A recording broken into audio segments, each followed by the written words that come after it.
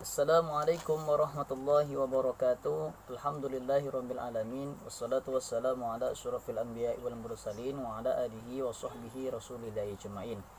Allahumma salli wa sallim wa barik ala sayidina Muhammad wa ala ali sayidina Muhammad. Perkenalkan, nama saya Muhammad Rafi, saya dari semester 4A Pendidikan Agama Islam Ibnu Sina, Kota Batam.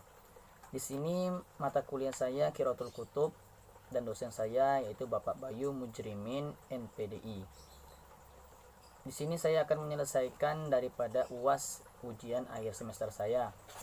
Tugas saya yaitu membacakan atau menjelaskan sunnah mengangkat tangan, yang kedua syarat sujud di dalam sholat. Yaitu di sini kitabnya Matan Syafi'i, Syafinatun Najah, kemudian Fi'il Usuluddin wa Fiqhi ala Mazhab Imam Syafi'i rahmatullahi ta'ala. Baik, bismillahirrahmanirrahim. Kita jelaskan bab yang pertama. Faslun tusannu raf'ul yadaini fi arba'ati mawadi'ah. Yang pertama, bab tusannu raf'ul yadai, disunnahkan mengangkat tangan fi arba'ati, ada 4 mawadi'ah, ada 4 tempat. Yang pertama, inda takbiratul ihram. Yang pertama itu disunahkan mengangkat tangan pada takbiratul ihram. Yang kedua, wa inda ruku'i, ketika kita sudah melaksanakan takbiratul ihram hendak mau ruku juga disunahkan mengangkat tangan. Yang ketiga, wa indal iktidal, ketika kita sudah ruku hendak mau iktidal, sami Allahu liman hamidah, itu disunahkan juga untuk mengangkat tangan. Yang keempat, wa indal qiyami minat tasyahudil awal. Maksud yang keempat ini disunahkan mengangkat tangan pada tasyahud awal. Contohnya seperti sholat maghrib 3 rakaat yang ada di dalamnya tasyahud awal. Yang kedua seperti sholat zuhur, asar, dan isya yang di dalamnya ada tasyahud awal. Jadi disunahkan untuk mengangkat tangan ketika tasyahud awal.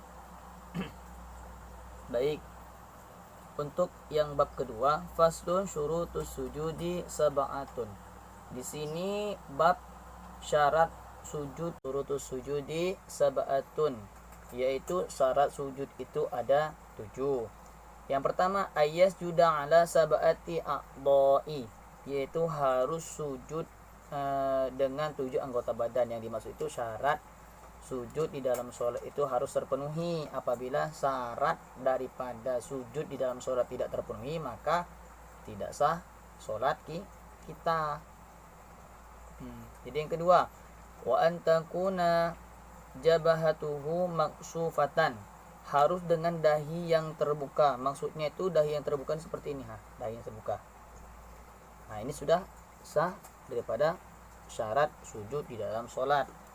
Karena kan dahi seorang individu itu berbeda tuh, ada yang lebar, ada yang kecil. Nah, kayak saya ini kecil ini, kayak ini sudah cukup.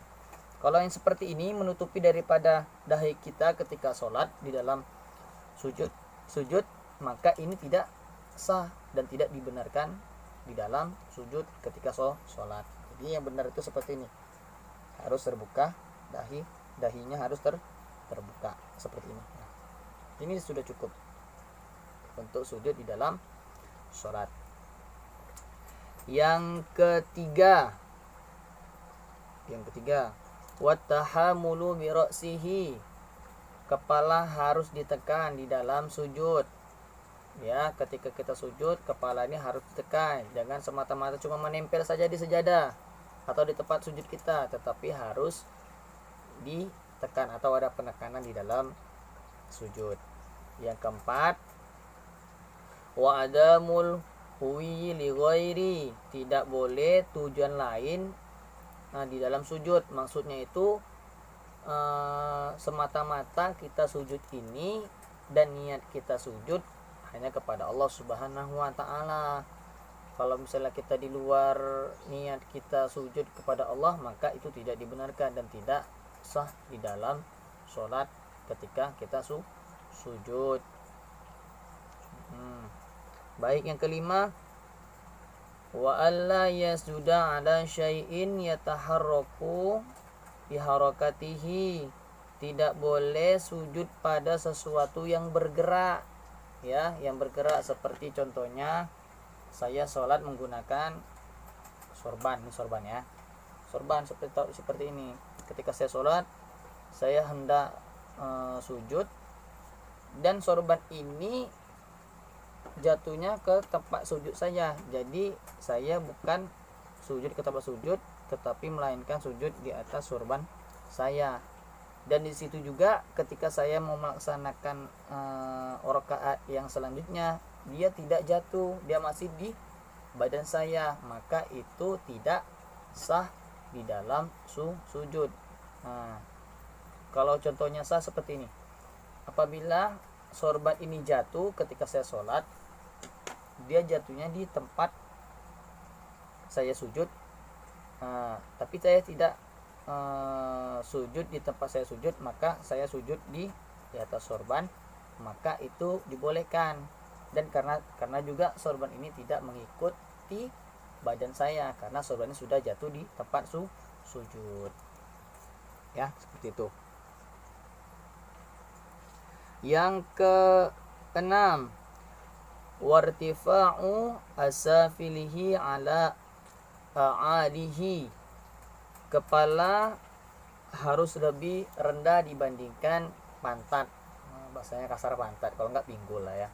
Jadi kepala kita tuh harus lebih rendah dibandingkan pinggul kita di dalam sholat, ya, di dalam sujud, di dalam sholat.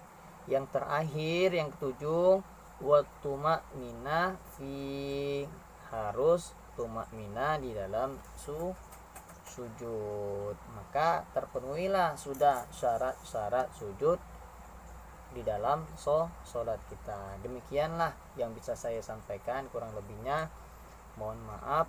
Wallahul muwaffiq ila aqwamit thoriq. Assalamualaikum warahmatullahi wabarakatuh.